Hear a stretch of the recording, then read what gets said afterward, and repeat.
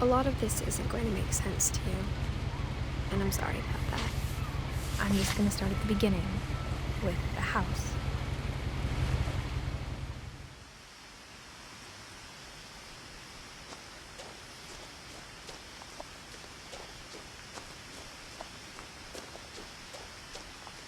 I lived here until I was 11, but I wasn't allowed inside half the rooms.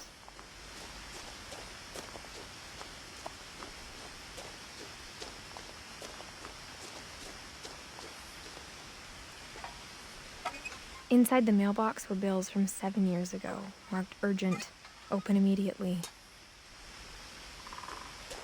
I hadn't been back since my brother Lewis's funeral.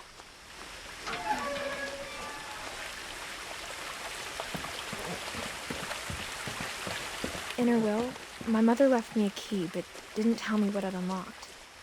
Maybe she thought I'd know, or she thought that the mystery would be enough to bring me back.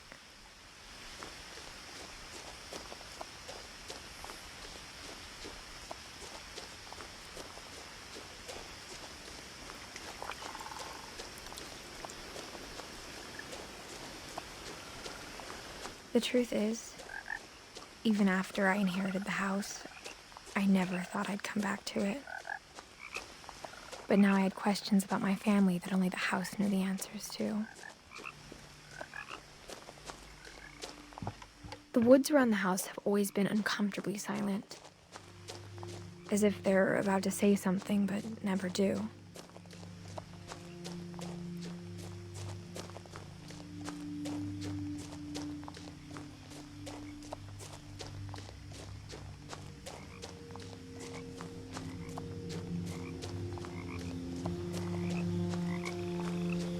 The house was exactly like I remembered it, the way I'd been dreaming about it.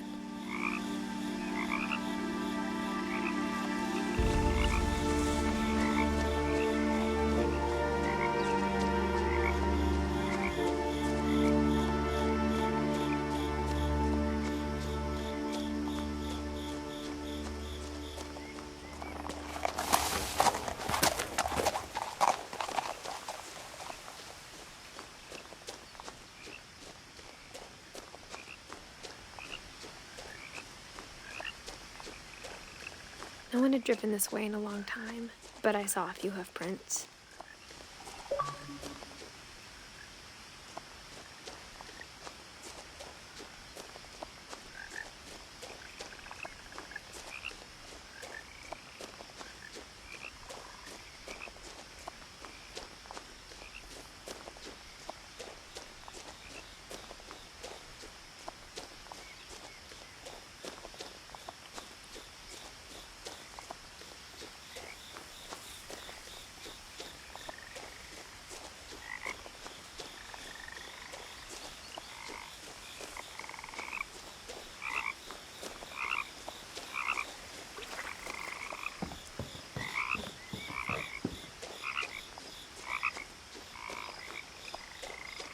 As a child, the house made me uncomfortable in a way I couldn't put into words. Now, as a 17-year-old, I knew exactly what those words were. I was afraid of the house.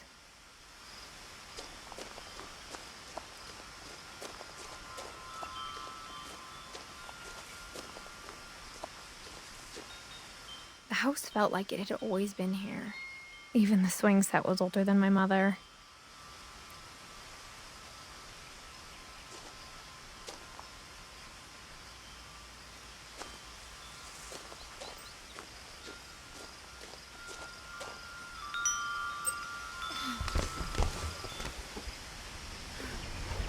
Crawling through the doggy door used to be a lot easier when I was 11.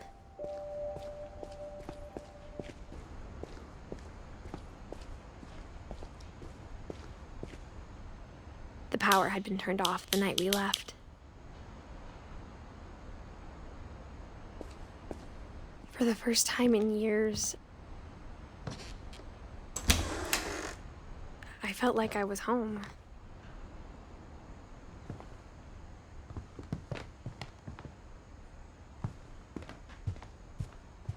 The table was still a wreck from the night we left. It was like a bomb had gone off, killing everyone but sparing the furniture.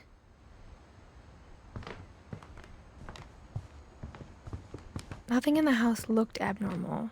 There was just too much of it, like a smile with too many teeth.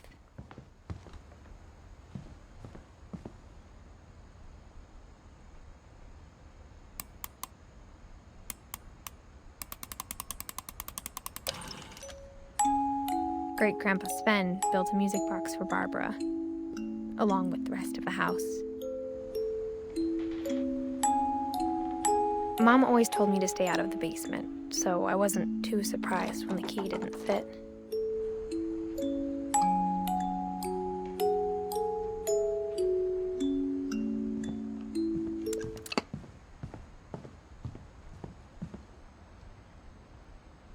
My mom wasn't much of an optimist, but she never stopped believing that my brother Milton was alive.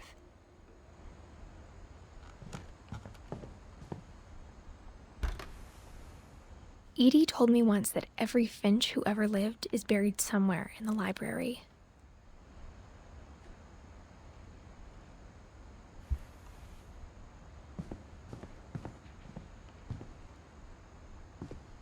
After Milton disappeared, Mom sealed up all the bedrooms.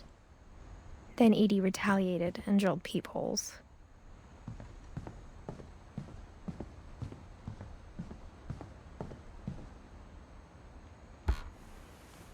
My Grandpa Sam spent 7 years sharing a room with his dead brother, Calvin.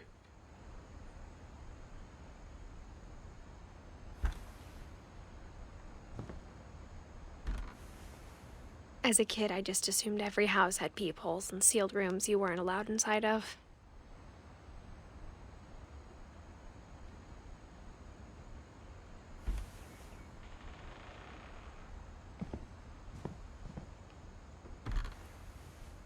The last time I was in Edith Sr.'s room, I was 10 and she was painting my portrait.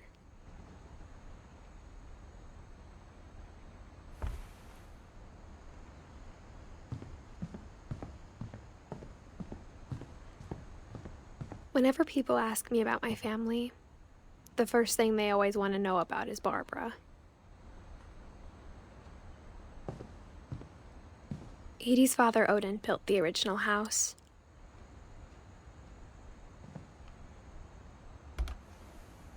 Barbara was a child star for 2 years, until America grew out of it.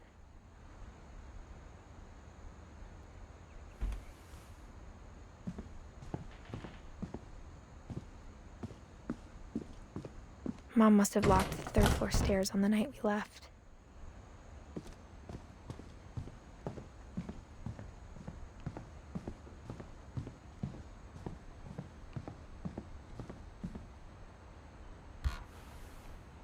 Molly always seemed like a girl I could imagine being friends with, if she hadn't died in 1947.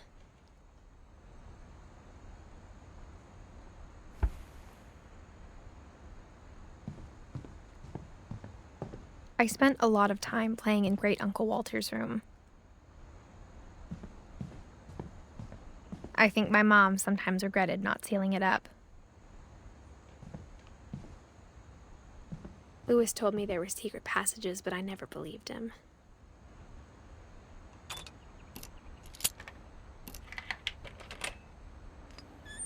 Turns out, my mom was really good at keeping secrets.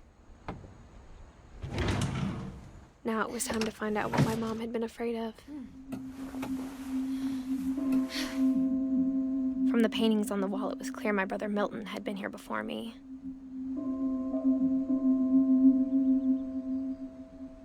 Reading this, maybe it sounds like I had a plan. but I had no idea what was behind that door.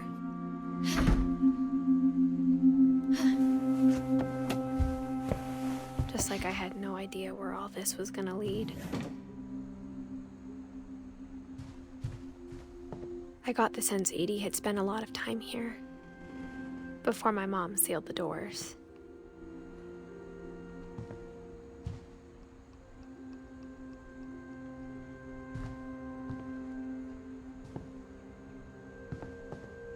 I grew up looking at Molly's room through the peephole. Molly's gerbil had a tiny bedroom with its own even tinier gerbil cage.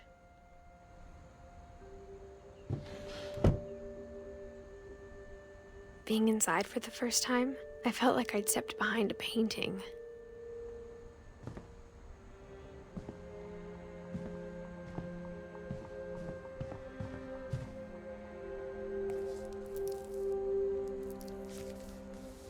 December 13th, 1947. Dear Diary, I'll be gone soon, but I wanted to tell somebody about what's gonna happen. It started when Mom sent me to bed without dinner. I woke up and I was starving, so I looked around for something to eat. The gerbil food was dry, but I didn't mind it.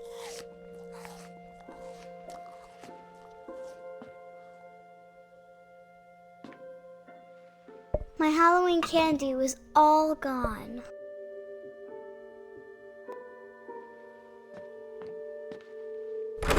Mom, can I come out now? Sweetheart, it's late. Go to sleep.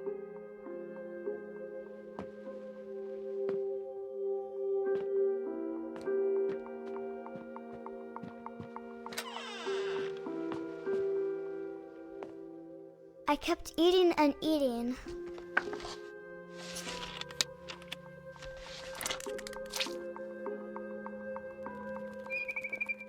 I ate a lot of things that night.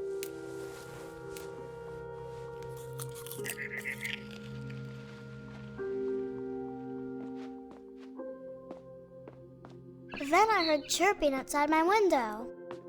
It was a barn swallow going back to her nest. I reached out for her.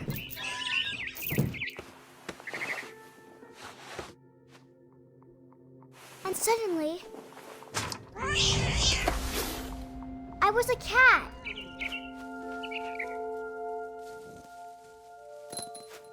I tried to be quiet, but the bird was really scared.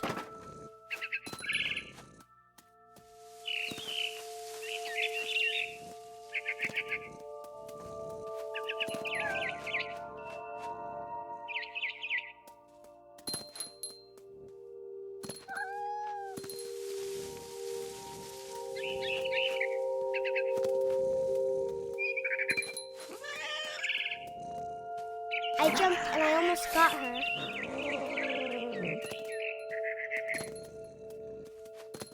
I could tell she was getting really tired.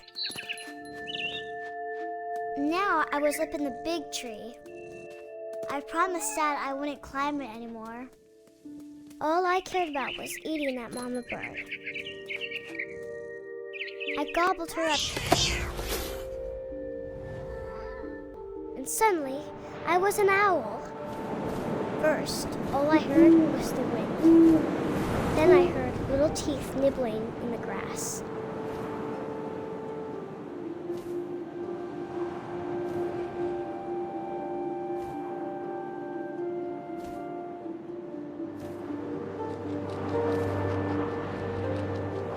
Rabbits.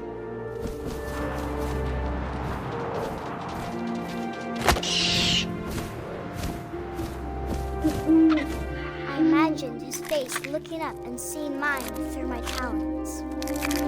I swallowed him up, and I didn't chew one bit. Then I flew off to find something bigger.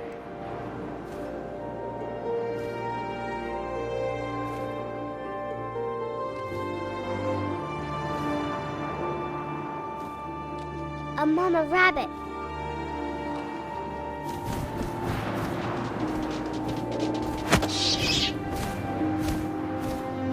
She was almost too big to carry. I started choking, but I couldn't stop eating.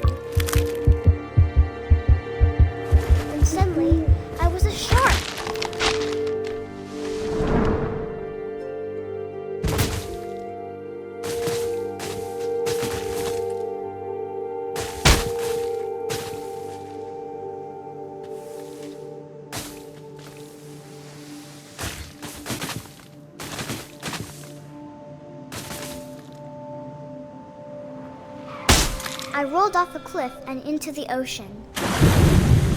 Now, I was hungrier than ever.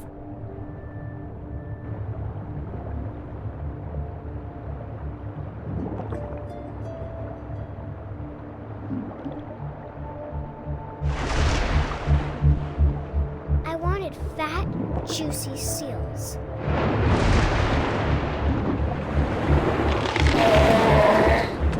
I tore off her flipper, and it tasted really good.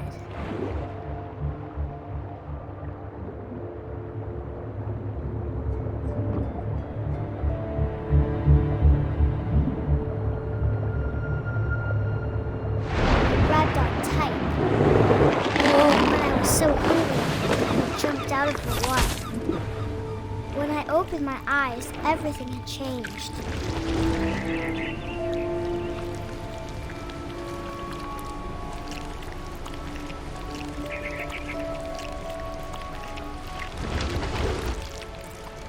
Now I was a monster, and I smelled people everywhere.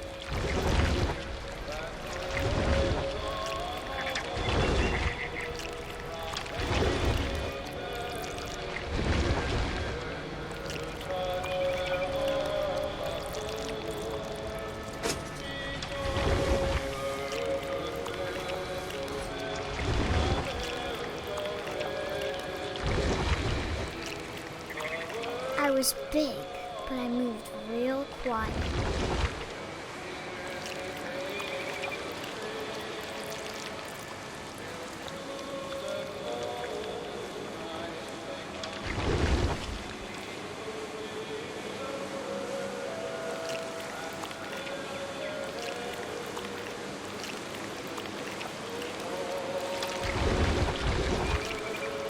I wanted to stop, but also I didn't.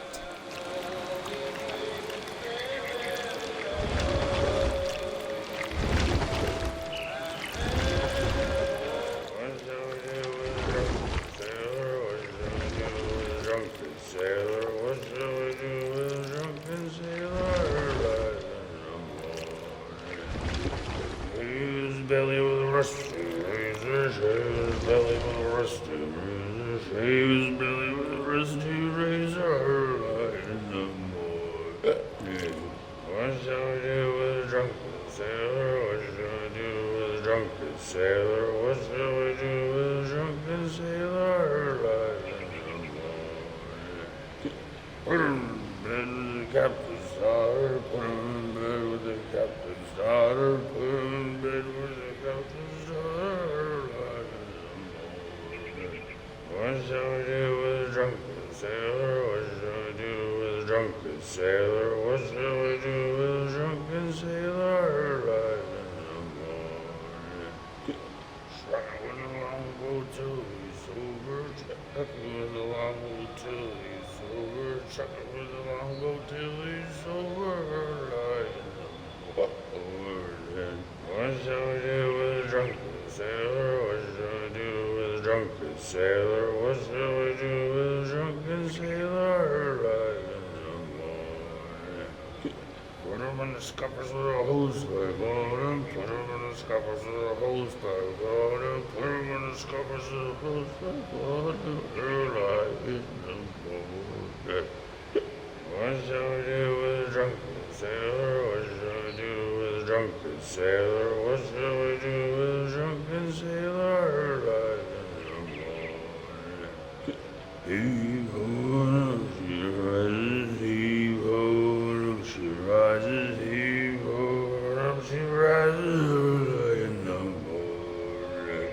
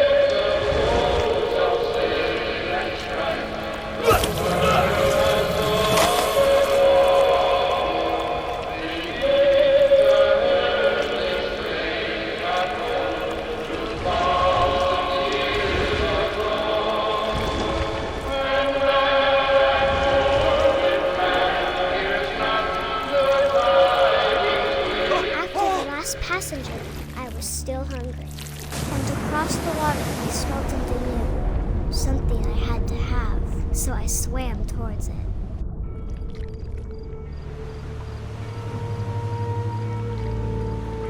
I slithered onto the sand, and the good smell went into an old pipe.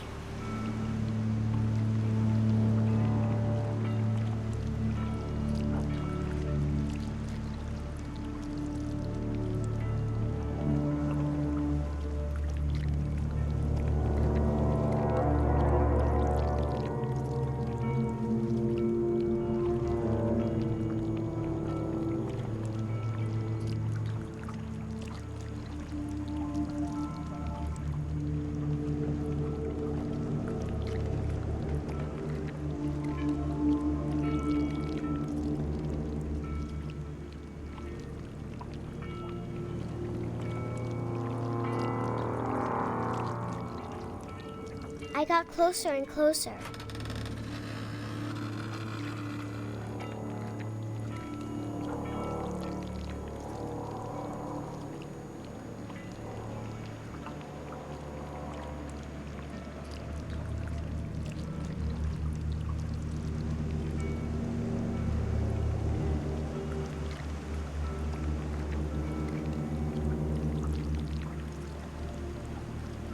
All of my stomach started growling.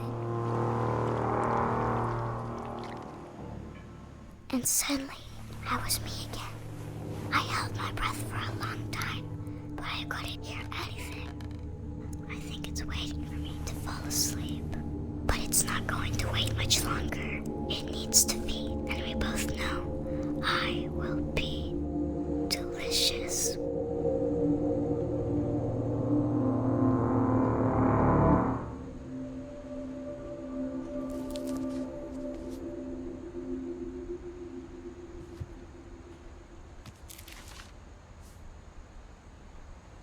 I'm not sure if I believed all of that, but I'm sure Edie would have.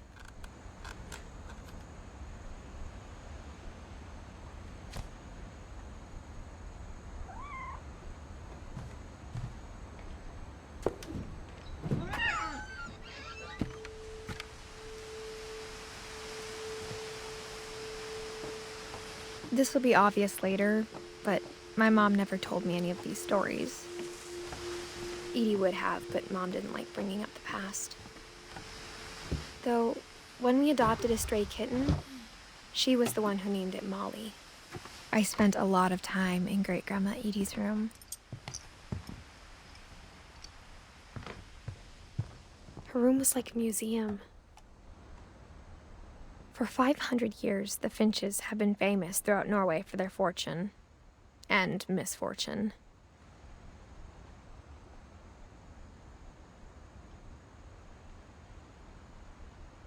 Odin Finch buries the latest victims of the family curse, his wife Ingeborg and their newborn son, Johann. On January 7th, 1937, he set sail with his family and his house, hoping to leave the curse behind.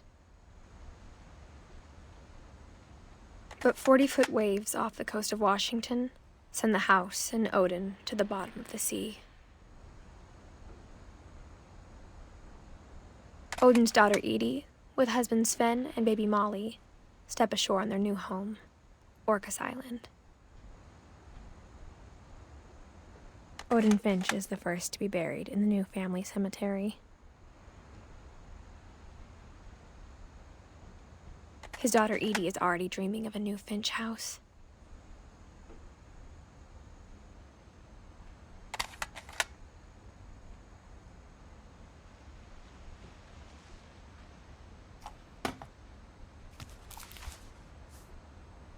Whatever's wrong with this family, it goes back a long ways.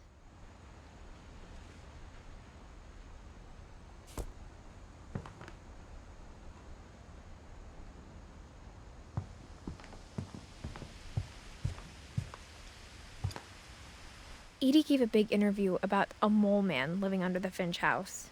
My mom was furious.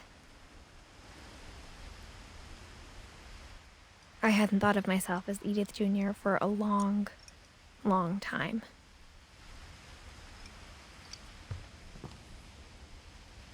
One summer, they evacuated the island, but Edie refused to go. For a few weeks, she was a celebrity. When Edie told people Sven was killed by a dragon, she could also have said he was building a dragon-shaped slide that collapsed. She could have, but she didn't.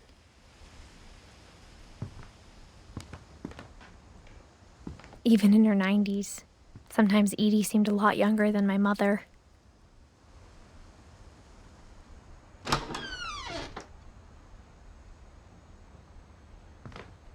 The only trace Grandpa Sam's first wife, Kay, left on the house was the pink bathroom.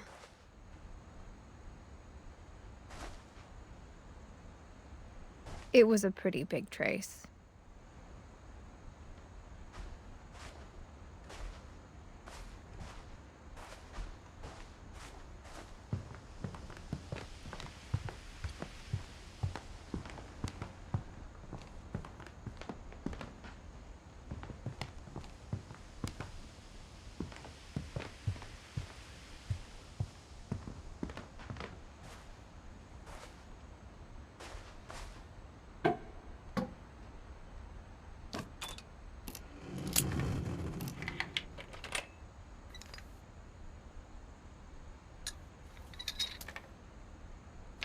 There's a secret in this bathroom.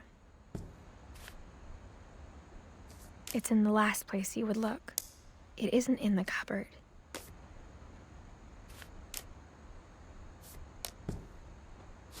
It's hidden in this book.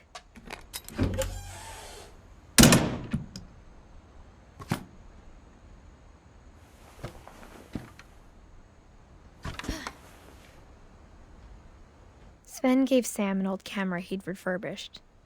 He never put it down.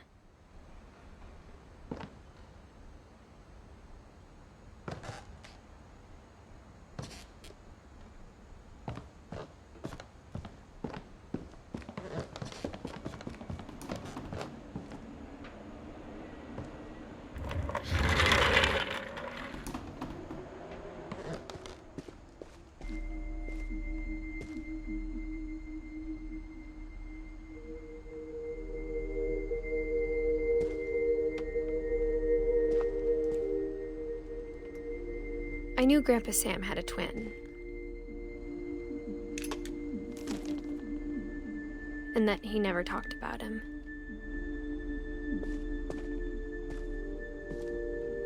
I guess my grandpa didn't like history any more than my mom did.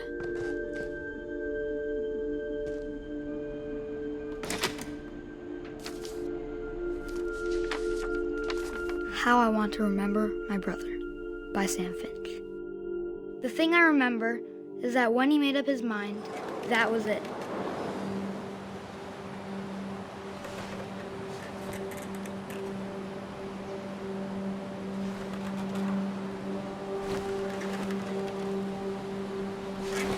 My brother said he'd die before he ate another mushroom, and he did. At Barbara's funeral, we swore we'd never be afraid again, and he wasn't. I think Calvin always wanted to fly.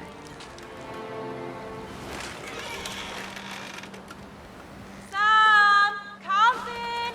Dinner's ready! Coming! But that day, he finally made up his mind to do it. I told him going around was impossible. Maybe if I hadn't said that, Calvin! I'm not gonna tell you again! maybe if the wind hadn't picked up, then maybe he'd still be here. But I doubt it. I think he'd already made up his mind. That's what I want to remember about my brother.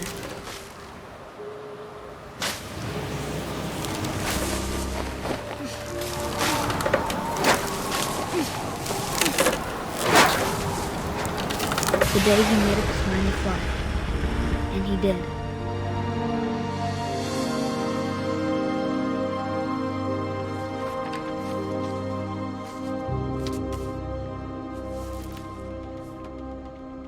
Calvin's story felt strangely familiar. When I was younger, I remember trying to do the exact same thing.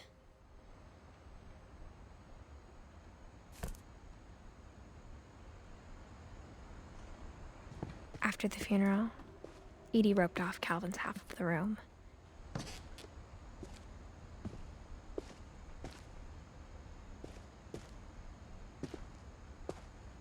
Mom said Grandpa Sam enlisted at 18 and never set foot in the room again.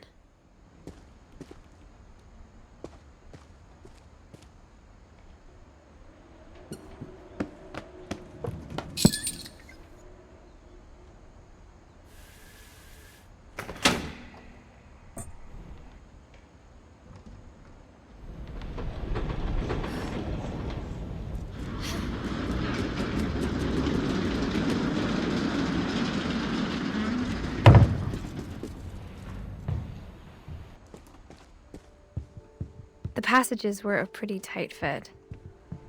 They'd obviously been built for smaller hands and bellies.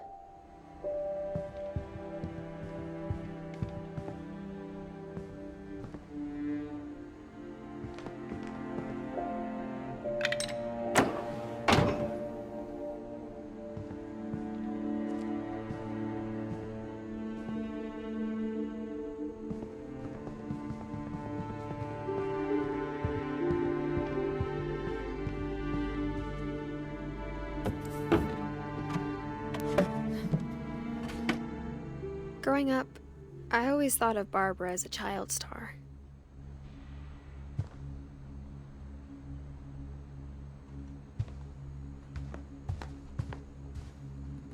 I never thought about how hard it must have been for her afterwards.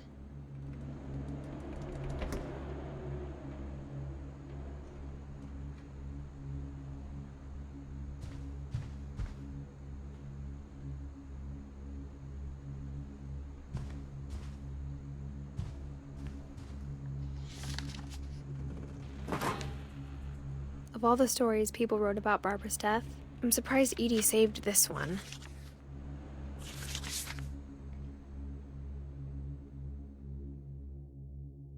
Old Jack here with another ghastly tale inspired by America's most unfortunate family. I'm calling it The Surprise Ending of Barbara Finch. As a child star, Barbara was famous for her scream. Now at 16, she was all washed up. A has-been. But in a lucky break, she'd been asked to perform her signature scream at a local convention for monster movie fans. It was just the boost her career needed. Unfortunately, her scream hadn't aged well. Getting better. I think you just need the right motivation. Her biggest fan and current boyfriend, Rick, was about to demonstrate when... Now that was a great scream. It was Barbara's father, Sven. He'd slipped into a table saw and had to be rushed to the emergency room. So Barbara got stuck babysitting her youngest brother, Walter. Her convention comeback was canceled. Okay, I'm hearing frustration, but I'm not hearing terror. What if I tried... A gang of hoodlums in Halloween masks have been terrorizing Orcas Island tonight. Police are urging residents to... That came from the basement. You're right! Also, I loved your delivery on that. Why is your basement door locked? Because my dad likes making puzzles and secret passages. There's a key hidden in the music box. The secret is to keep winding and winding until finally the key pops out. Thanks, babe. I'll be back in a sec. 20 minutes later, Rick hadn't returned. So Barbara went to look for him, right on cue. She reached for the music box. And as she wound the key, she listened for Rick, but the house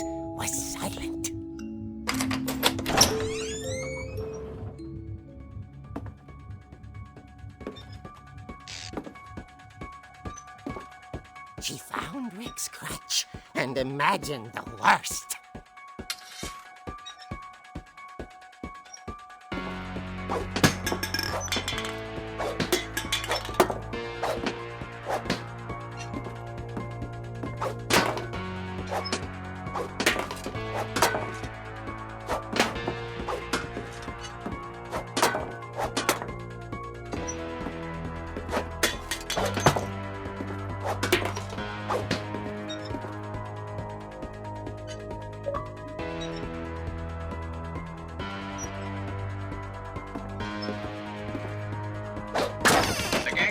The infamous Hookman killer, Dr. Carl Hamill, who impaled and then ate his family 10 years ago tonight.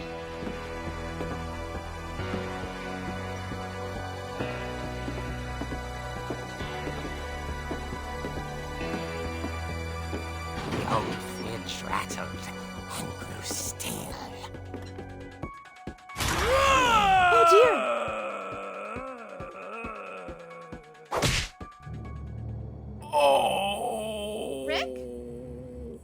Barb, relax. I was just trying to scare you to help you find your scream. Well, I'm not scared, Rick. I'm furious. Then act furious. All I'm getting from you now is that you're hurt and confused and She threw him out, but she kept a little something to remember him by. Barb, have you seen my other crutch? And she was still holding it when she fell asleep watching the late picture show. Hours later... Barbara! Walter, what's going on up there? Ah! Okay, I'm coming up, but if this is a trick, you're dead, Walter.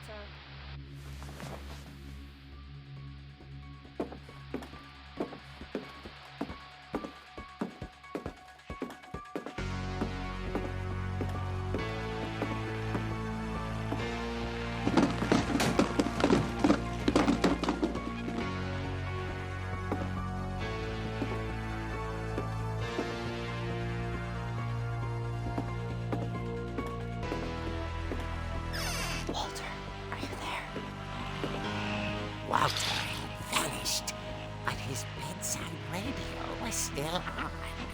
Orcas Island police describe the man as 6 feet tall, with a steel hook for a hand. Residents are urged to lock all doors and windows and notify the police of any suspicious activity. Barbara turned, saw the hook man, and was speechless. He was quite smashing.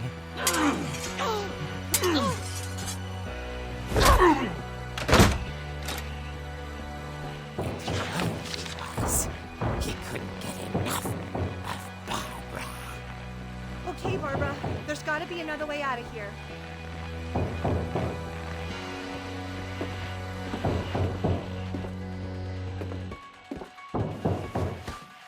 That night, she played her part beautifully.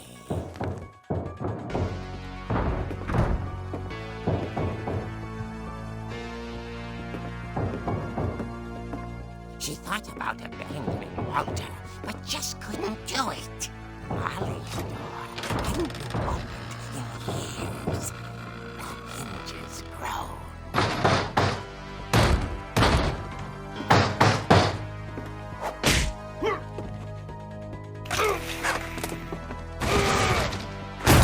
He wasn't moving, but she sensed the story might not be over yet.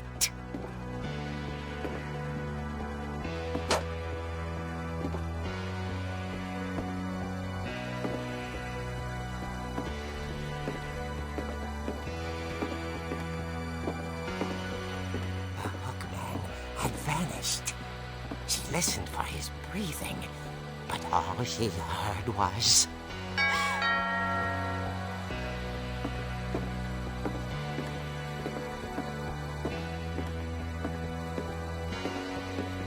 At the door, she heard whispering.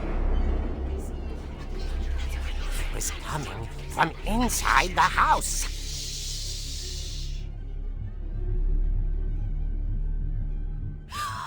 Oh dear. Surprise! The monsters had come to surprise her. For Barbara, it was a dream come true. Then she saw what kind of monsters they were, and she realized what was about to happen. She was going to be famous. And with her final breath, Barbara Finch gave the performance of her life.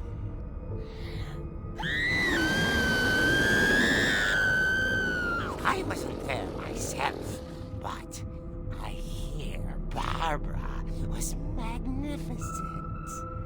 Poor girl. She had a taste for stardom. But unfortunately, so did her fans. Of course, the police blamed it all on poor Rick, who disappeared the same night. And little Walter? Hiding under his bed the whole time. He took it all pretty hard, but that's another story. As for Barbara, tucked inside the music box is all they ever found of her. Her ear. Now that's what I call a real eerie tale.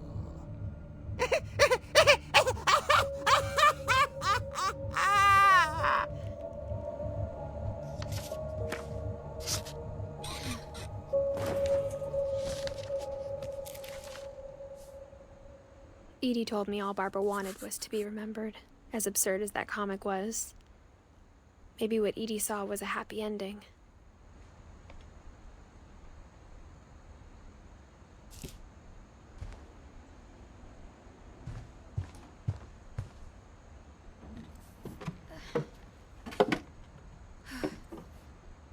I guess now I know why Mom didn't like me playing with the music box.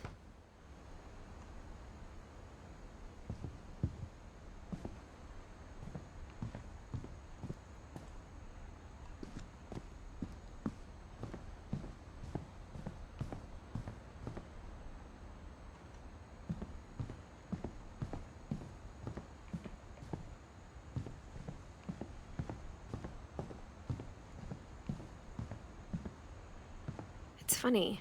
All those times I played with the music box and never found the basement key.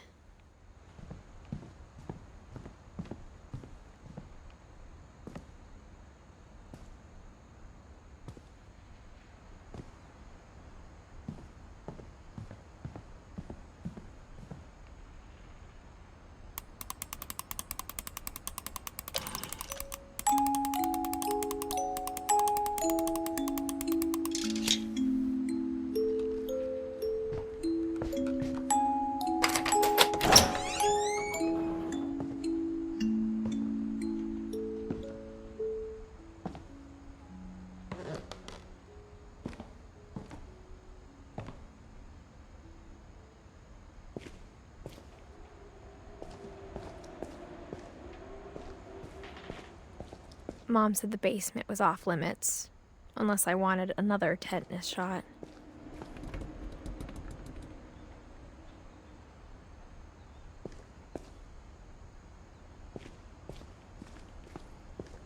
I saw Edie sneak down to the basement once, carrying packages. I thought maybe she was hiding presents. It turned out she was hiding a lot more than that.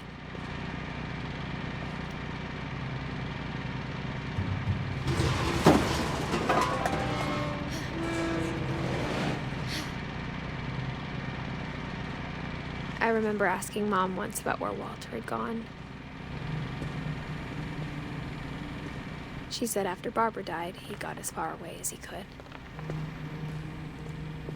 If there's a pattern in all these stories, I think it's that none of us has gotten very far.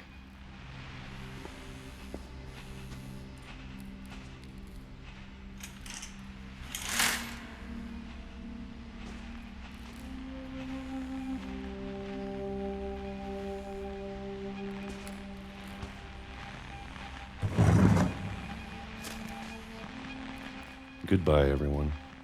I can't believe I've been down here for 30 years. On that first day, after the shaking started, I didn't think I'd survive a week.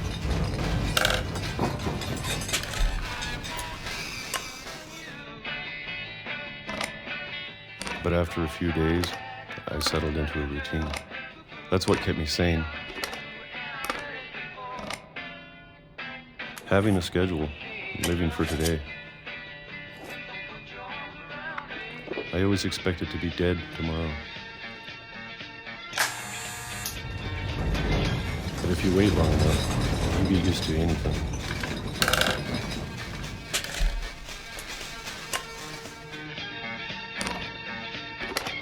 Even a monster on the other side of the door starts to feel normal.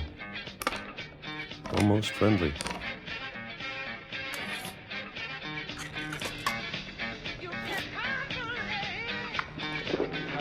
And then one day, everything just stopped. Whatever that thing was, it was gone. Maybe it got tired of waiting. Or maybe I just got tired of being afraid.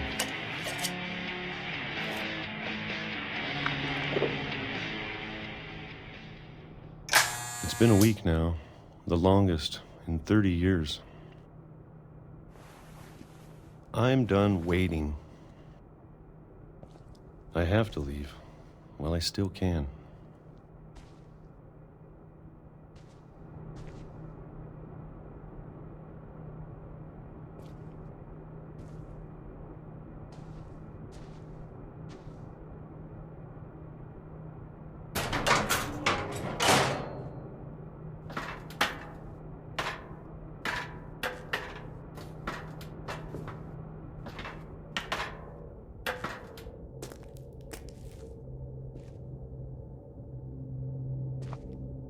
I know it's out there, somewhere. Whatever killed Barbara and Molly and Calvin. Maybe this is all a mistake. But I need to stop living the same day. Even if it kills me.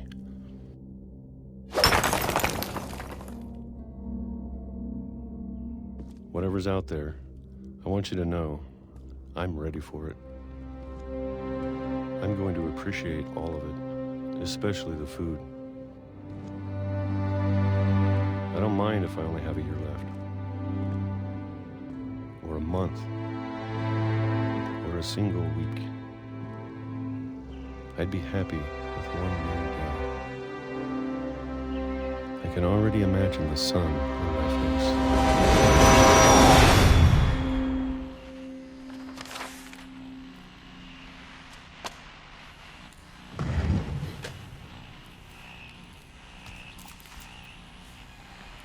Walter died when I was 6. I can't believe my mom never told me he was down here.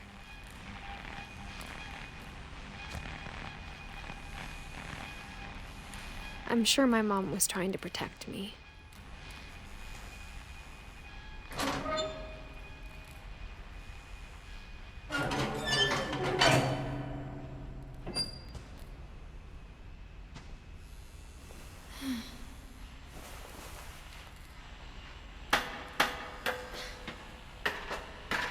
Maybe she was afraid I'd end up like Walter. But if she never told me about an uncle under the house, I can only imagine what else she was hiding. I don't want to make the same mistakes she made. Trying to bury something that's still alive. Now that there's only one of us left, or maybe 2, I thought it was time I heard the stories for myself and found out what happened to everyone else. But now I'm worried the stories themselves might be the problem. Maybe we believed so much in a family curse, we made it real.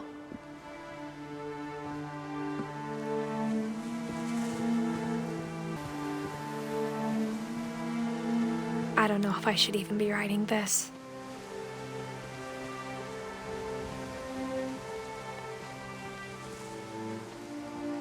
Maybe it'd be better if all this just died with me.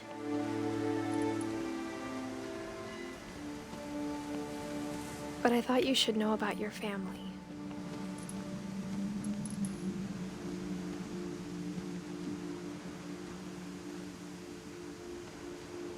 And the history you're a part of. Though to be honest, I feel as lost as you probably do right now.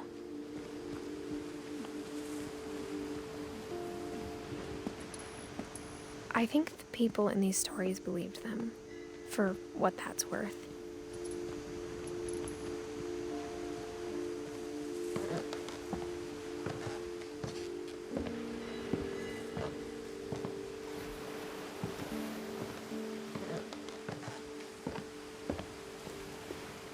And when you look at the house, that history of imagination and stubbornness and madness, any of it seems possible.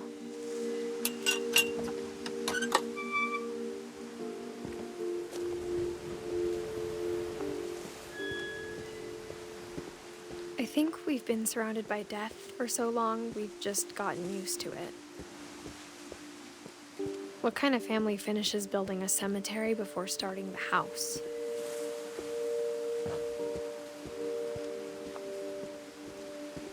It's embarrassing for me to admit this, but the pet cemetery made me more uncomfortable than the human one. 3 of the gerbils were mine, and 2 had been my fault. Sven built the house, but it was Edie who designed the cemetery. I'm sure Odin's monument had been Edie's idea. My mom was always trying to move on, but for Edie, the past never went away.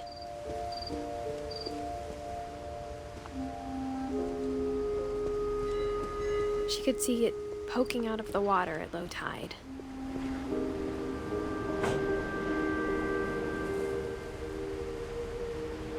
Edie said she dreamed about the old house every night.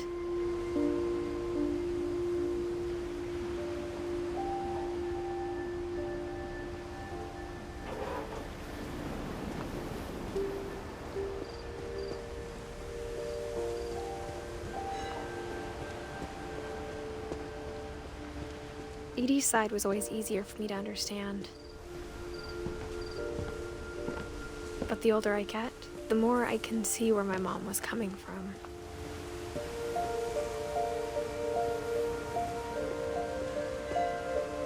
She lost 2 of her brothers, just like I did. I get why she tried so hard to protect us.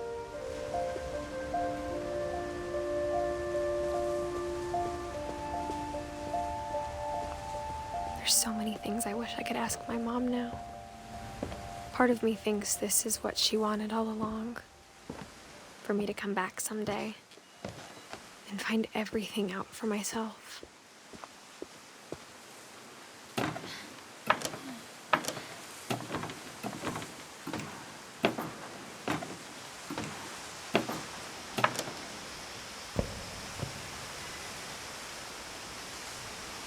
But looking back on it now, if she told me there was going to be so much climbing, I never would have come when I was 22 weeks pregnant.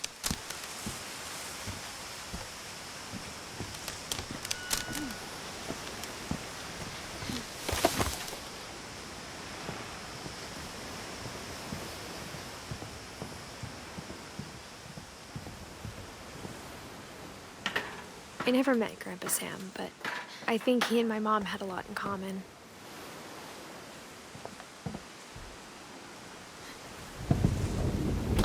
They were both pretty intense.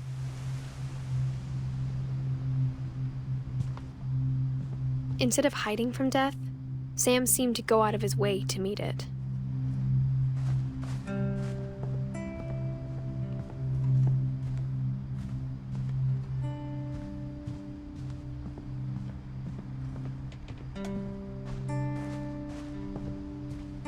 Sam spent his life shooting photos, but Mom said he got nervous being in front of the camera. I guess we're all afraid of something.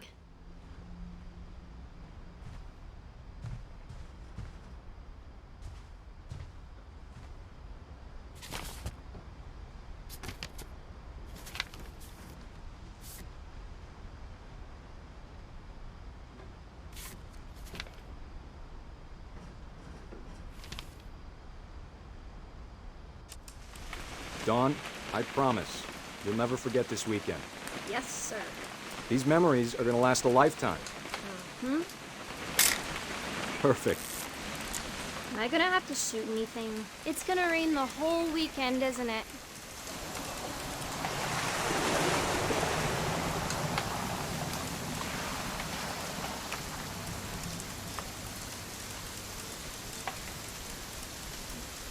Please just take the damn picture.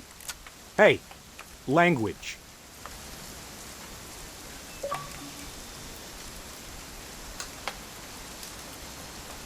I will never forget this weekend, Dad.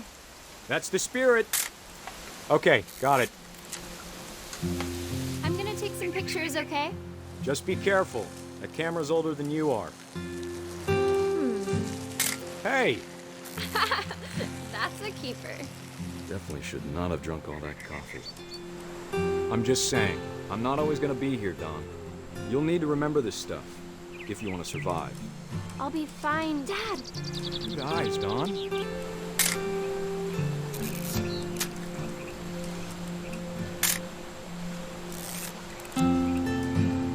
Before you take the shot, let me get a picture of you.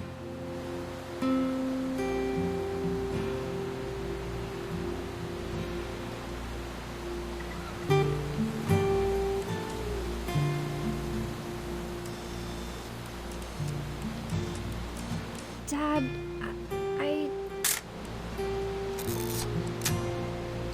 Let me get behind you. Do I have to do this? Don, you don't have to do anything.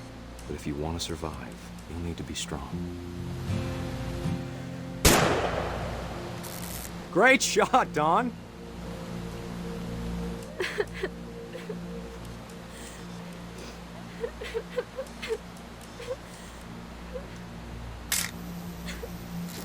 I'm proud of you, Dawn. Always remember that, okay? Dad, it's twitching. I think That's it's totally normal, Dawn. Just focus on the camera. Try not to think about— Dad!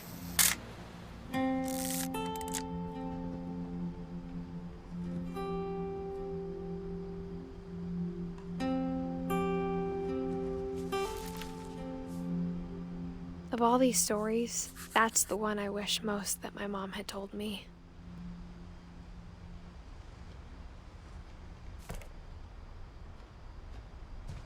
Sam spent his life shooting photos, but Mom said he got nervous being in front of the camera. I guess we're all afraid of something.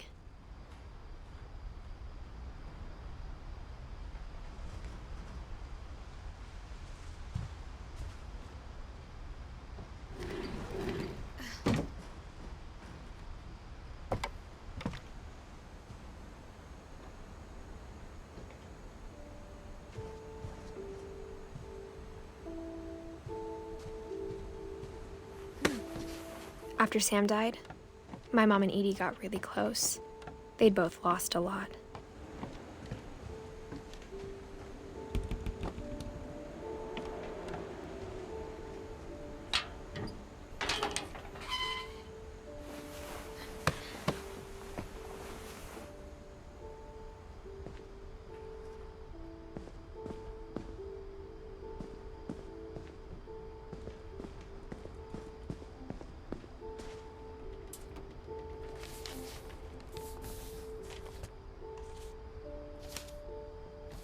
Dear Kay, do you remember the way Gregory used to laugh when he thought he was alone? Like something funny was happening, but only he could see it. I think he saw things the rest of us don't.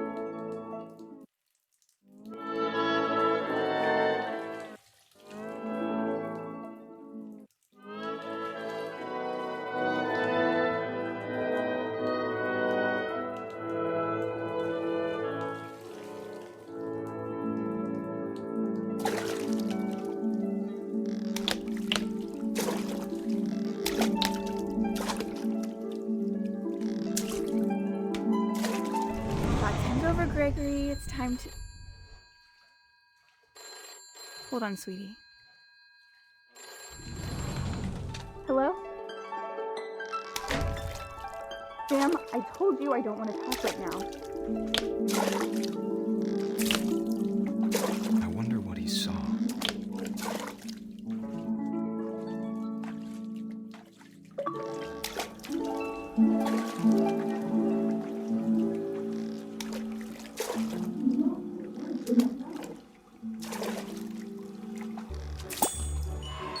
What his world was like.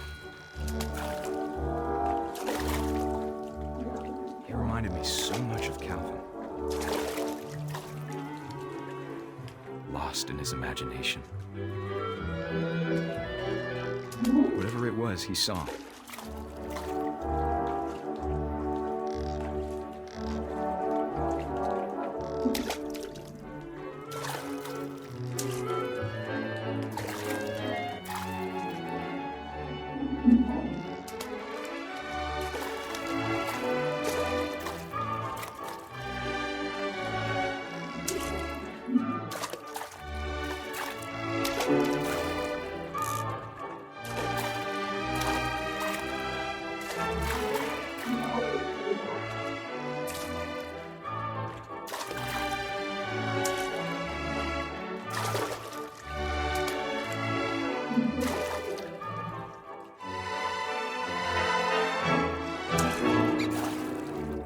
Sure made him happy.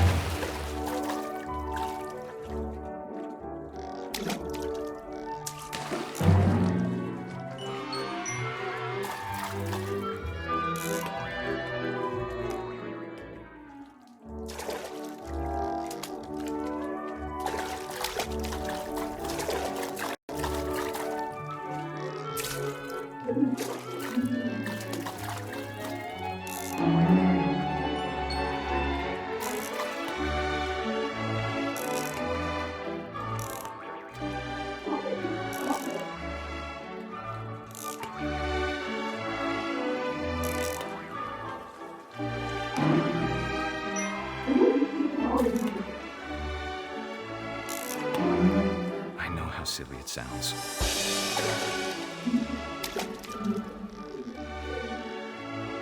That I worried about a baby being too happy. But I could feel him slipping away. Sorry about that, Gregory. I know you did everything you could. Maybe if I hadn't called that night.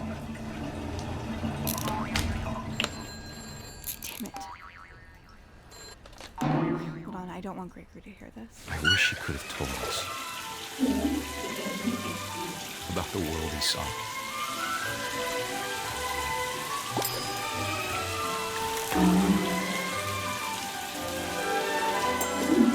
There's so much I don't understand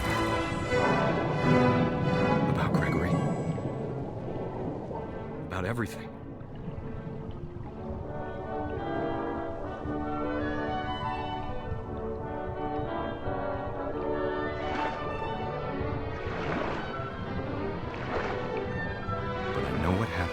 Wasn't your fault.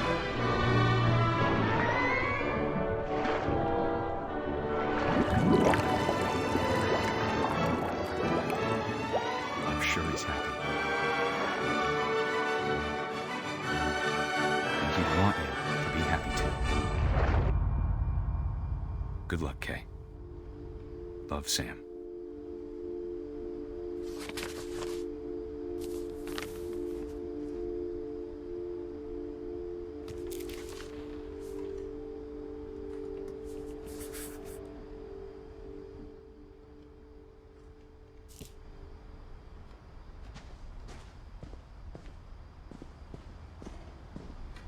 I can't imagine my mom ever writing poetry, and yet...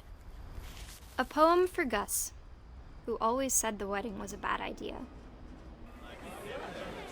Our father never hit us kids, at least not very hard, before the day my brother said with teenage disregard that he'd be dead before he'd see a wedding in our yard.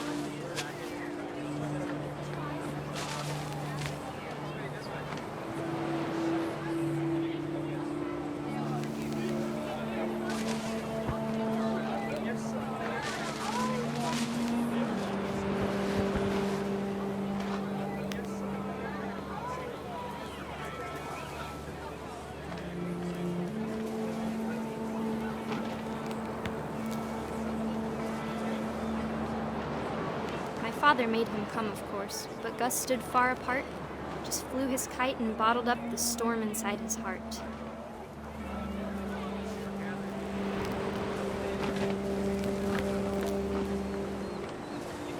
I tried to talk him out of it, but though he'd never met her, we don't need a stepmom were the words that I now pronounce you husband and wife. You may kiss the bride.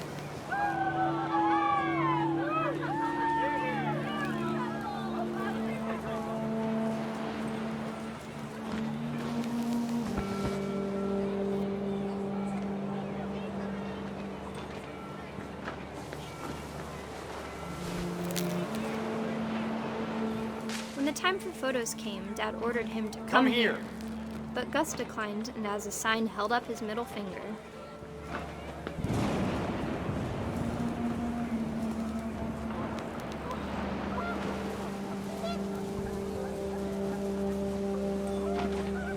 The wind picked up, and panicked geese appeared and quickly went. But all the humans did that day was go inside the tent.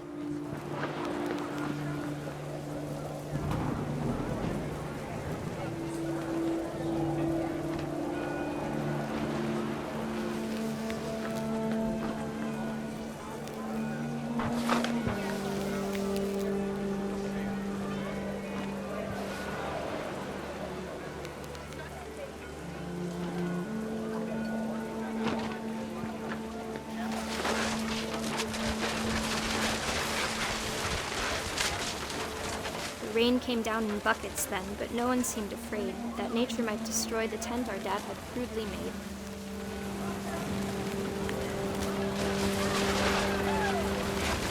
Thunder sounded much too close and full of angry power, but all my father said to this was, "Make the music louder."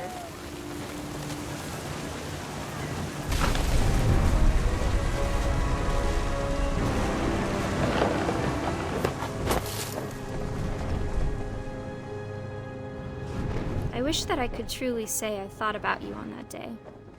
Out there on the beach alone, just you, the wind, the sea, and foam. But I didn't, until we found you.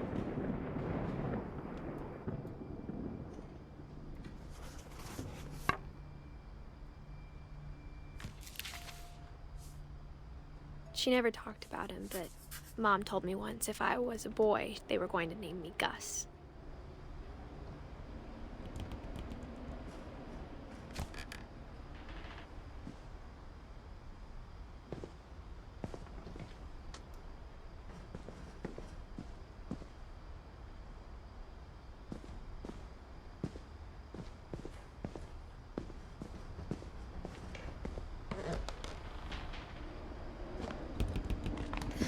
My mom moved up to the loft after her brothers died.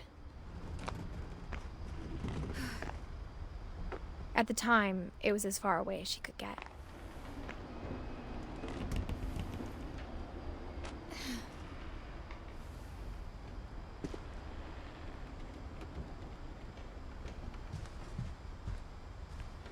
She spent a summer building houses in Calcutta, where she met my dad, Sanjay.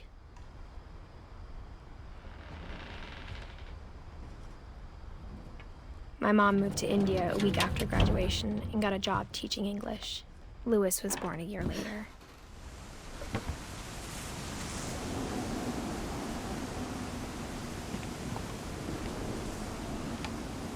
When my dad died, I don't think Mom knew where else to go. I'm sure Edie was happy to have her back.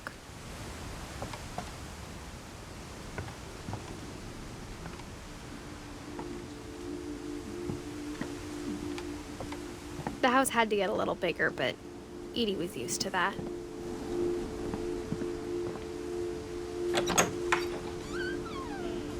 And for a while, things were good. Almost normal, but it didn't last.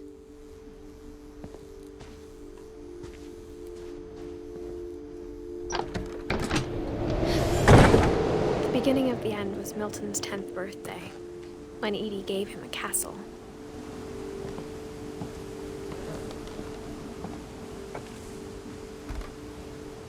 After Milton disappeared, the only thing he left behind was a room full of paintings.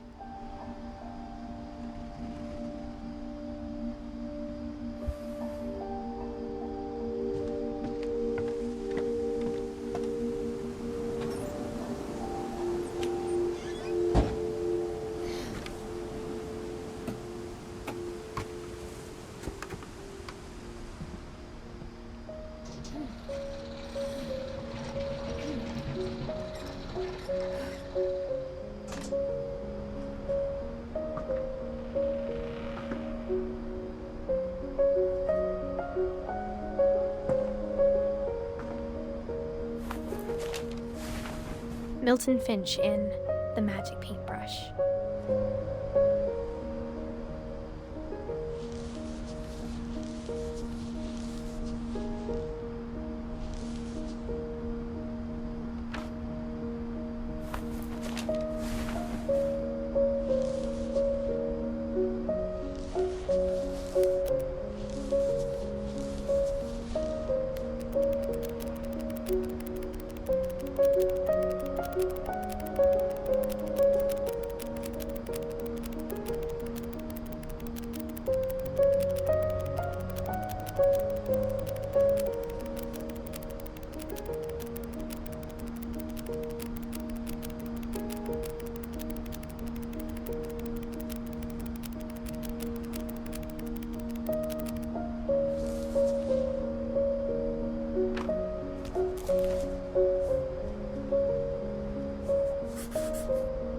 I was 4 when Milton disappeared.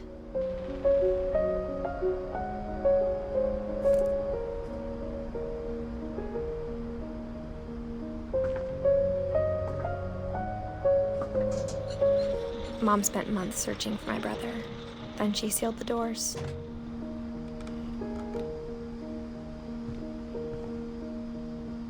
Whatever Milton had found in the house, Mom didn't want it getting out.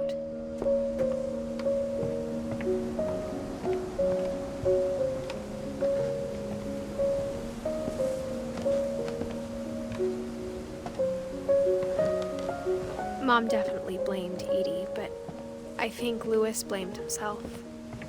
After he graduated, he just spent more and more time in his room, until Mom got him a job at the cannery.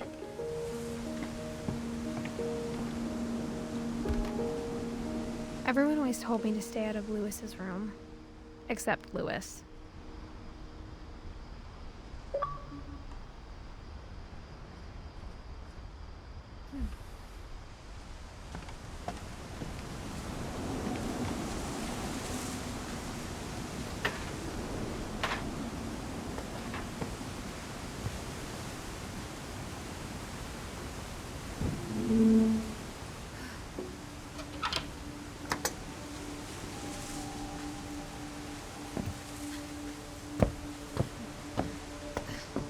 Louis's room smelled very, very familiar.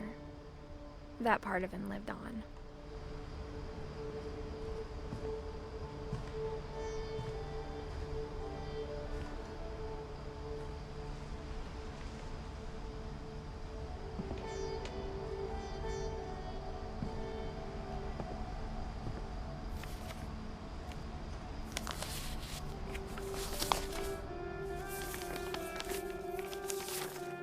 Dear Mrs. Finch, as Louis's psychiatrist, I can understand your desire for an explanation.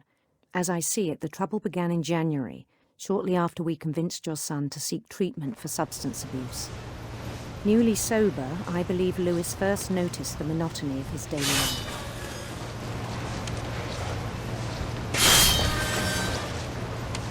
He kept working at the cannery, but he withdrew part of himself. In our sessions, I saw the same behavior. His mind began to wander. I asked him to describe it. He said he started small, imagining a labyrinth. He'd feel his way about. Then something moved. Bats. And toads.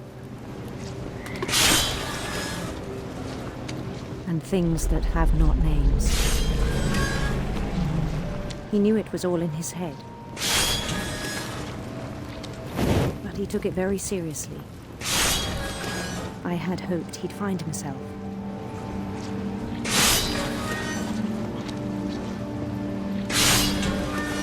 But he found something more. I worried about him then, daydreaming at the cannery. I spoke with his boss, but he said Louis had become a model employee. Methodical, tireless, focused.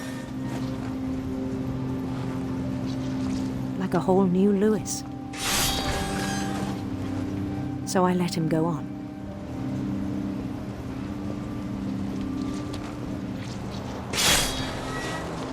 I even encouraged him.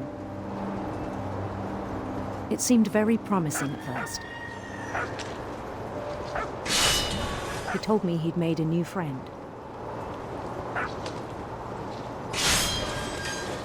On the edge of a city he named Louis Topia. He built the city up slowly, brick by brick. Then he made musicians.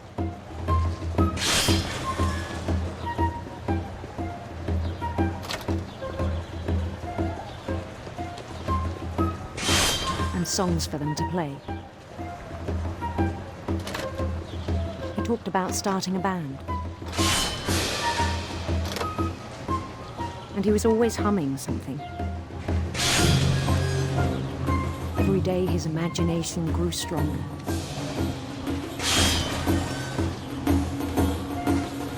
He no longer spoke at the cannery.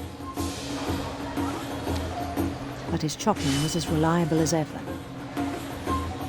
Then one day it struck him that all the cheering crowds, even the stones under his feet, were all in his imagination, so he could do whatever he wished.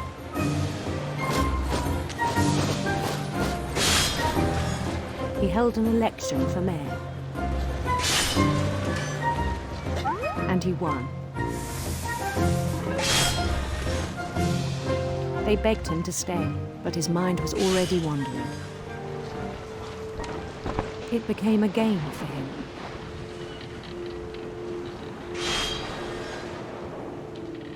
He'd conquer a city, then immediately push on. New Louisville.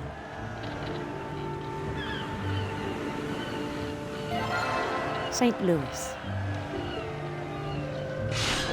He started drifting away from our reality.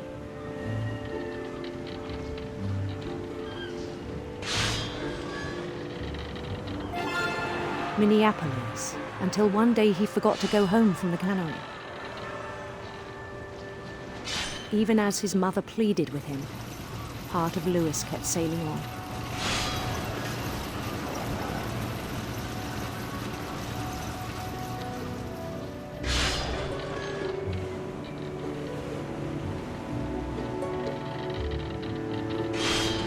In Louisburg, he heard rumors of a handsome queen.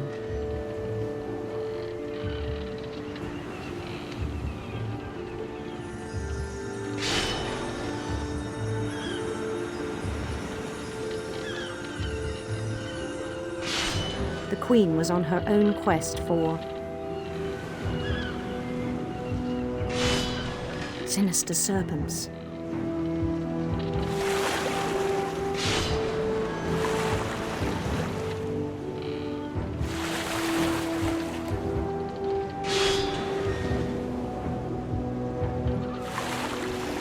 He followed the sound of her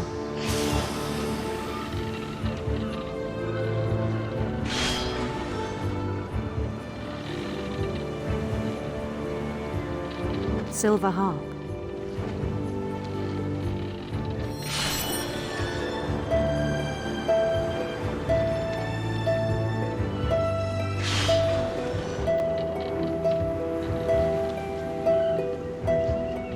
His chase led him to a golden palace east of the sun and west of the moon.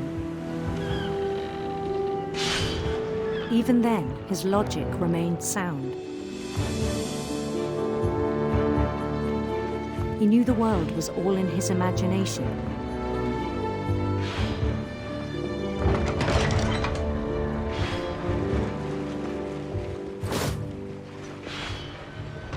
But he was so proud of having created it.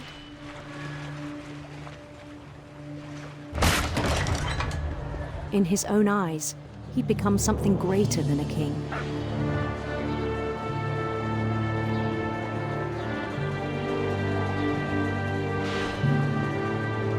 For someone who'd never known success in the real world, I think it was overwhelming. it struck him that the real Lewis was not the one chopping salmon, but the one climbing the steps of a golden palace.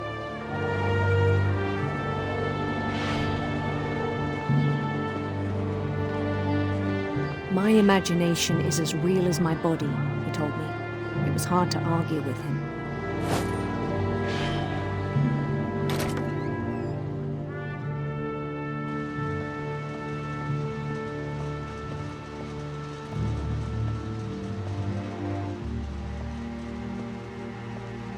He began to forget the world we know.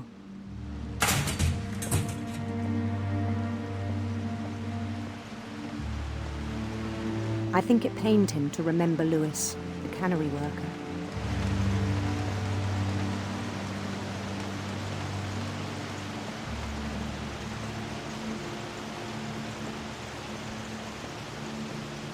He began to despise the man with a royal contempt.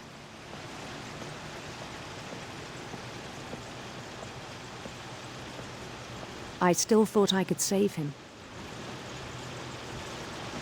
Even after he said he was being crowned king over all the lands of wonder. The palace would be packed with his companions.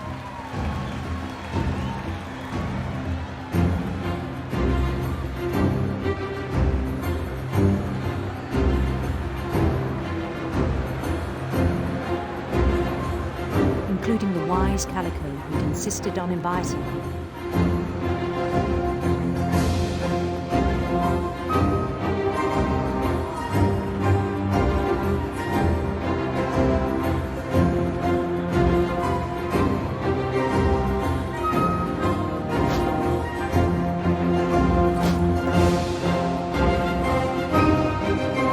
His queen waited, holding his crown.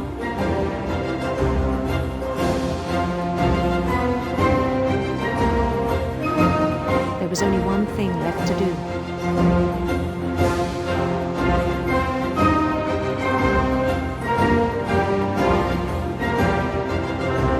Bend down his head.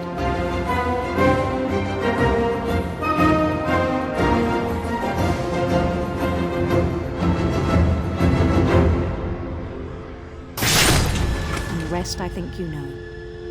Mrs. Finch, your son was a kind man who will be missed by all of us who knew him.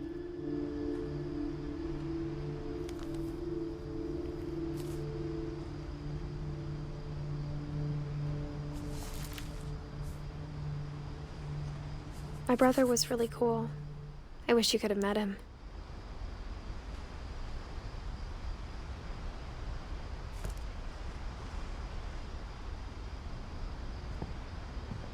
Lewis and I spent a lot of time playing games together, but he was surprisingly bad at them. He died a lot.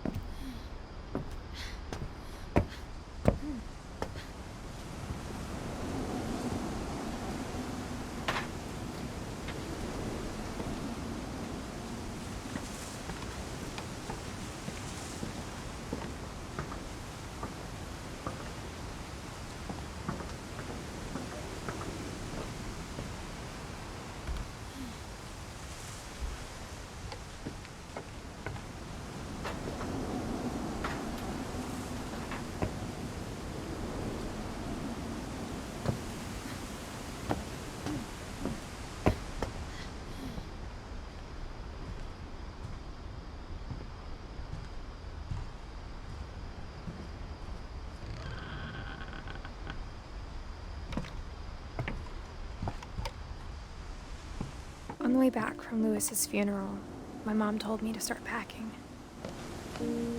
She waited until the day before we left to tell Edie. I'm not sure if she wanted to make it easier or harder.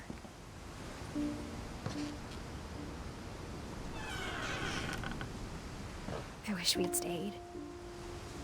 But I understand why we left.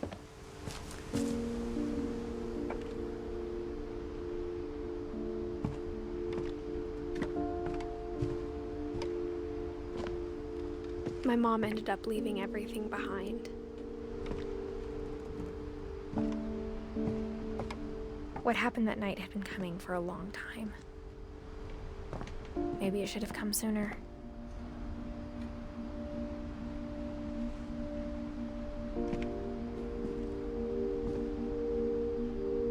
But it had to end one way or another.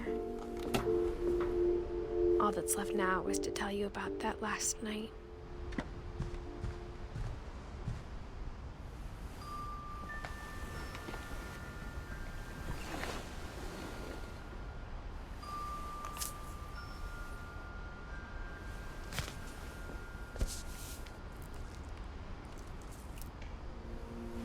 That whole last day, Edie just watched us pack and didn't say a word. Until supper, when she raised her glass and said, "To our final night together, and all our final nights apart." Grandma, you know what I said about alcohol. Some of your medications are very Edith, specific. I left a present for you in the hallway. Why don't you go open it?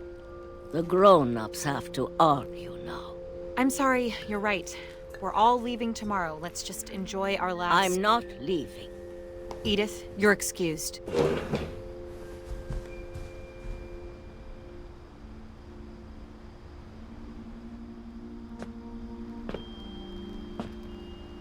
The power had been shut off that morning, but Edie always had plenty of candles. When my mom sealed the library, I don't think she knew about the other entrance. Or that Edie had a key to it.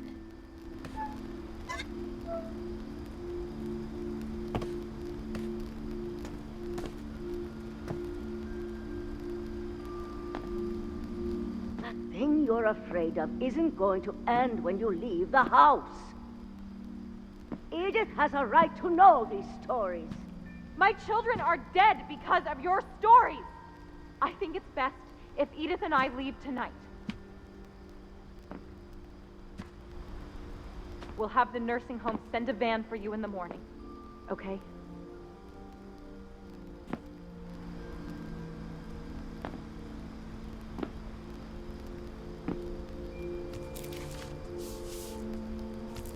Dear Edith, there's so many stories I wish I could tell you, but there's only time for one.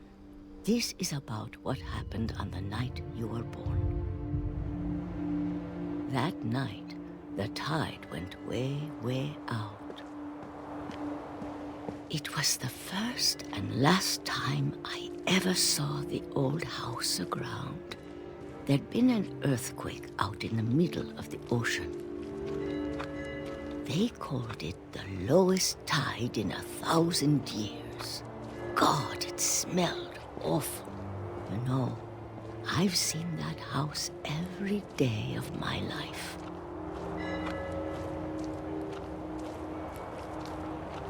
But I never thought I'd go back to it. When the fog rolled in, I lost my way.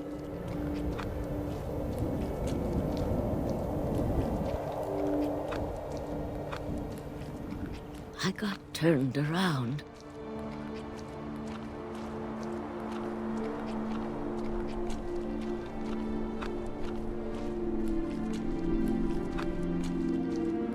For a while, I wandered.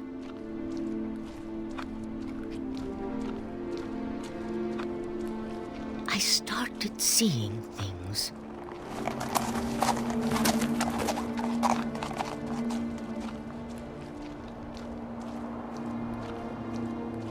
Things I'd forgotten had ever existed.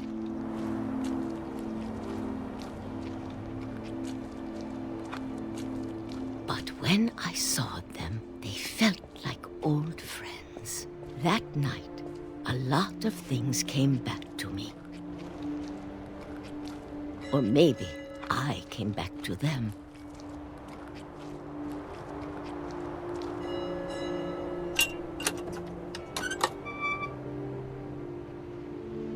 Things I can't explain, but that I need you to try and... Edith, what are you doing in here? It's mine. Edith! Mom, you're gonna rip it! Let go! I kicked and screamed, but Mom dragged me to the car.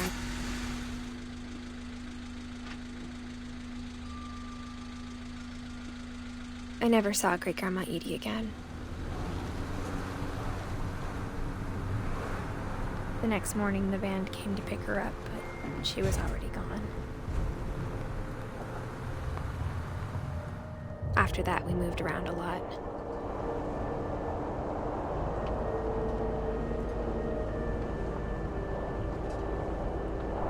We both tried to make the best of it.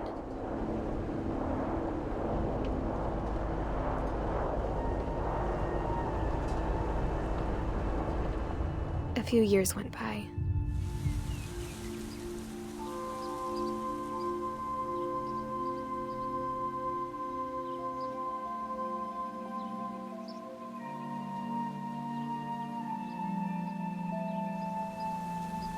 My mom didn't like to talk about it, but she started getting sick a lot. The rest happened pretty quickly.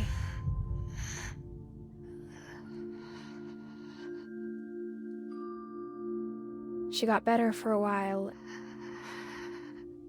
and then she didn't.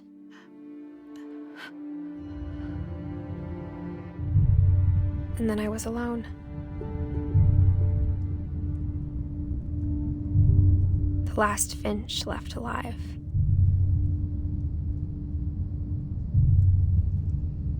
Until I found out about you. I'm still not sure what to tell you about all this. If we lived forever, maybe we'd have time to understand things. But as it is, I think the best we can do is try to open our eyes. And appreciate how strange and brief all of this is.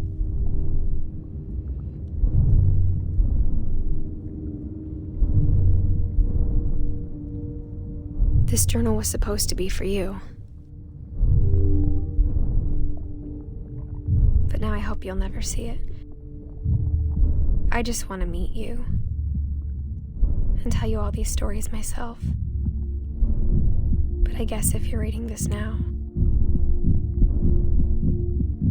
things didn't work out that way.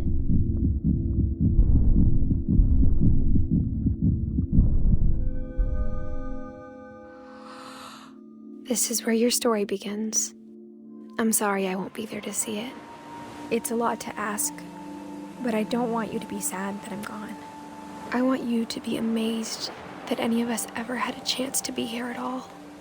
Good luck.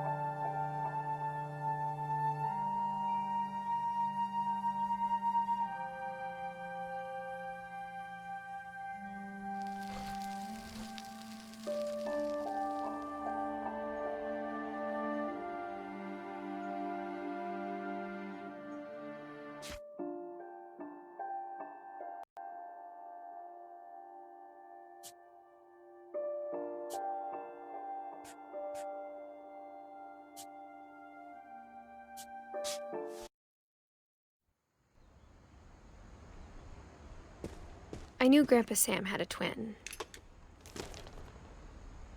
and that he never talked about him. I guess my grandpa didn't like history any more than my mom did.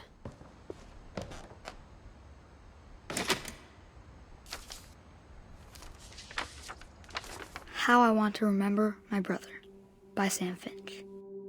The thing I remember is that when he made up his mind, that was it. My brother said he'd die before he ate another mushroom, and he did. At Barbara's funeral, we swore we'd never be afraid again, and he wasn't.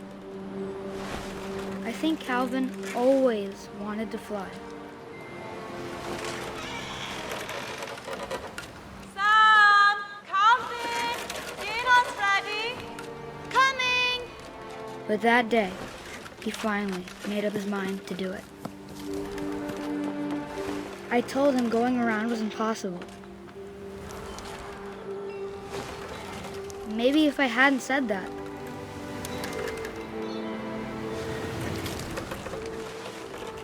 Calvin! I'm not gonna tell you again! Maybe if the wind hadn't picked up. Then maybe he'd still be here. But I doubt it. I think he'd already made up his mind. That's what I want to remember about my brother.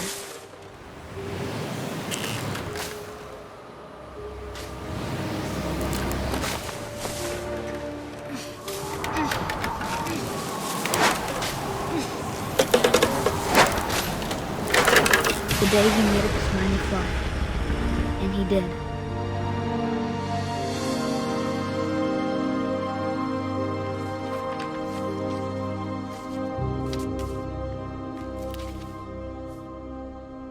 Calvin's story felt strangely familiar. When I was younger, I remember trying to do the exact same thing.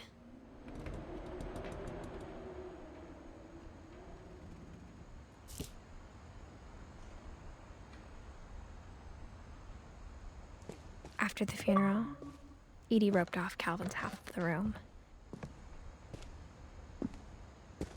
Mom said Grandpa Sam enlisted at 18 and never set foot in the room again.